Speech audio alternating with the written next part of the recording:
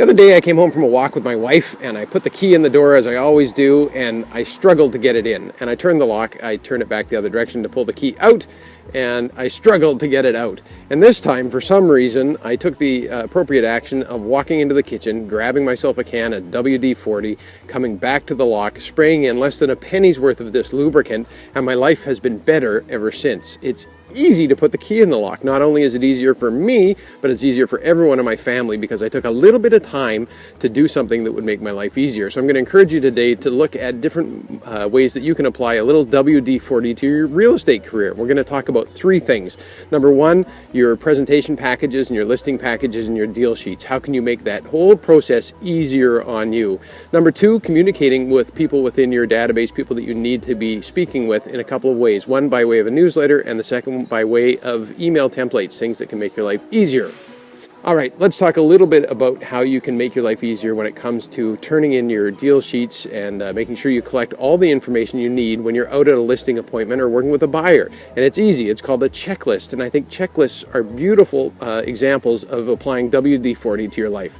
How many times have you come back from a listing appointment, you've taken a listing, and your vendor has gone ahead and ticked off all the boxes in the PDS? You know you're going to need to have those boxes initialed before you can get a deal done, so why not get it taken care of right now before coming back to the office?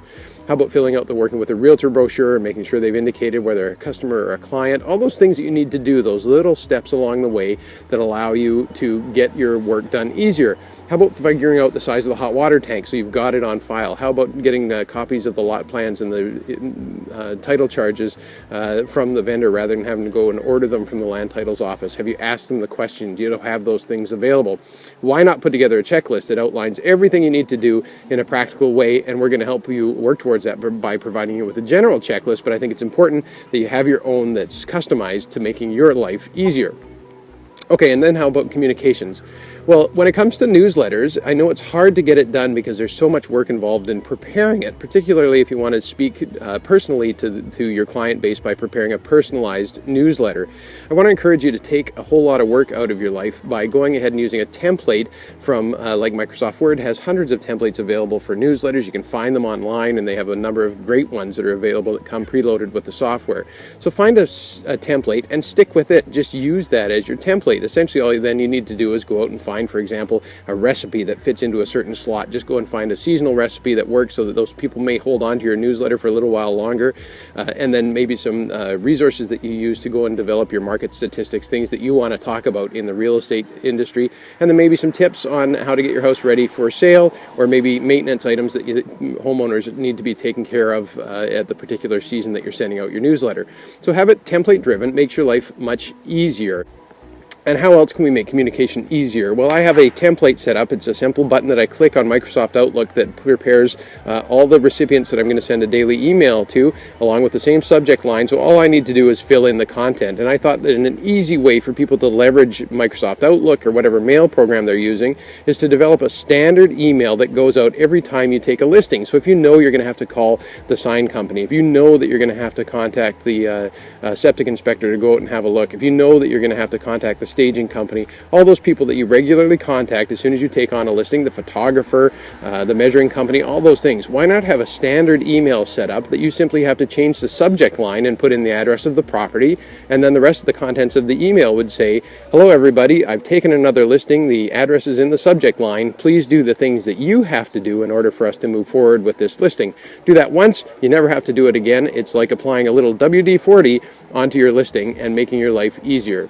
If you have some other suggestions or tips, I'd love to hear them. Be sure to send them to me so that I can share them with others, because our job here is to help make you guys as successful as we possibly can, and being efficient and effective in your job is a great way to help you do that.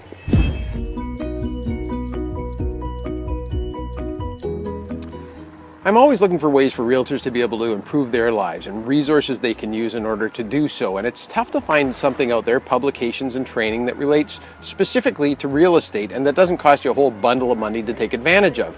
Well, Richard Robbins has put out a great book called Deliver the Unexpected that I'm reading right now, and it's delightful to read because it speaks specifically to our industry. So I'd highly recommend you get this book called Deliver the Unexpected. It costs you about $20 and has tons of answers to all the problems that realtors face on a daily basis and trying to make themselves successful. When we think about delivering the unexpected, and this stuff isn't from the book, this is just my perspective on it, how can we go above and beyond people's expectations when it comes to selling real estate? And I think it's really a matter of two different aspects of real estate. Number one is the services that we provide as realtors. So how can we exceed expectations as realtors? How can we deliver more than our clients are expecting to get from us? How can we under-promise and over-deliver?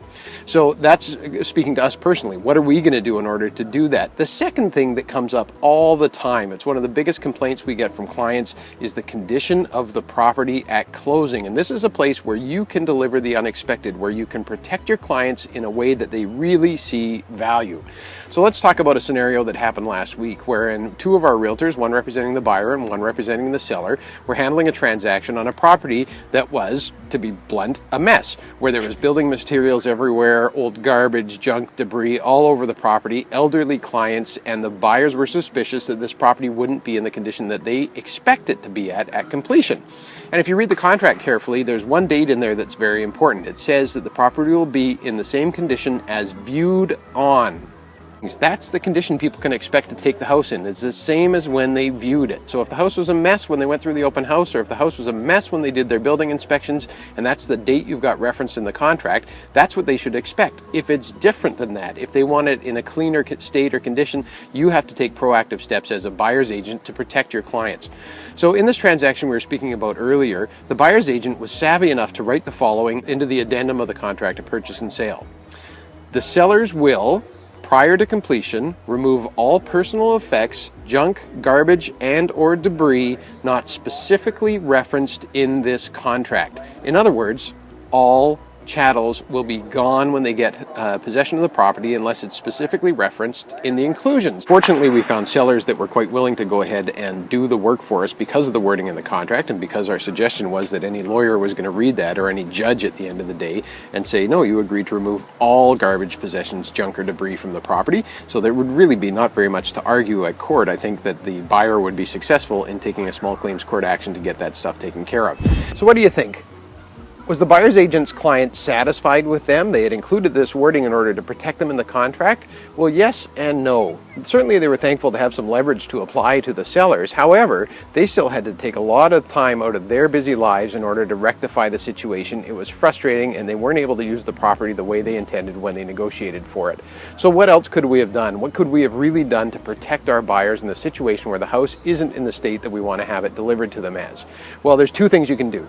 Number one, negotiate a walkthrough inspection of the property prior to completion. The second part of that is you need to negotiate a holdback before that time. So while you're negotiating the original offer, you need to have a holdback that says, if the property is not in the state that it was promised to be in, we're going to hold back a certain amount of money from the contract in order to protect the buyers and allow them to go ahead and get that work done, and then reimburse the sellers with the balance of that holdback. In this case, it wouldn't have been unreasonable for the buyer's agent to have negotiated that walkthrough, go and have a look, and then if the property wasn't in the right condition, hold back $2,500 from the proceeds of the sale to enable the buyers to take care of that and get the work done prior to completion. Once the work's done, we issue the balance of the money to the seller. Now you may ask, well, what kind of seller would sign that? It's easy. If the seller's prepared to do the work, they should have no problem with the idea of a holdback. If the work isn't done, yes, of course, they're going to have to pay for it. That's what the buyers have negotiated for. So while I know holdbacks are challenging, and I apologize for the wind, it's something that I want you to bear in mind when you're representing a buyer. If you want to protect them and you want to exceed their expectations, go ahead and negotiate a walkthrough and a holdback 5 days prior to completion so that you have control over the situation and you leave your buyers feeling really well protected.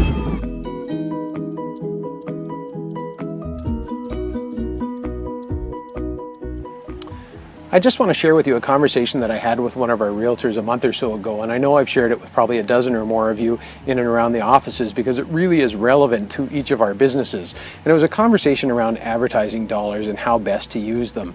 This one gentleman had been spending $1,260 on a bus bench ad in West Vancouver because he wanted to establish himself as an expert in that community. And while I certainly understand the importance of branding and being recognized in the community, I wasn't surprised to hear that it was having no impact on his business whatsoever. And how come? Well, in my opinion, it's because it wasn't adding any value into the lives of those people in that community.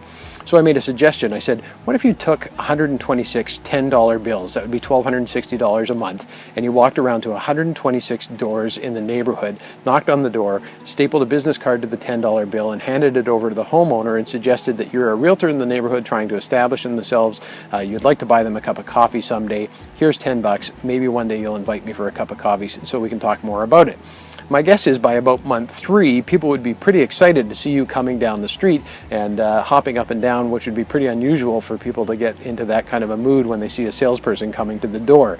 So while I don't expect you to go out and start offering up cash to potential clients, I do want you to think about the analogy and how it's important to add value into people's lives. So think about that twice when you're going to go out and spend money on your next bus ad or your next print advertisement. What's the objective, and is it measurable? Can I make sure that this is having an impact on my business? And if not, use that money to go and add value into people's lives.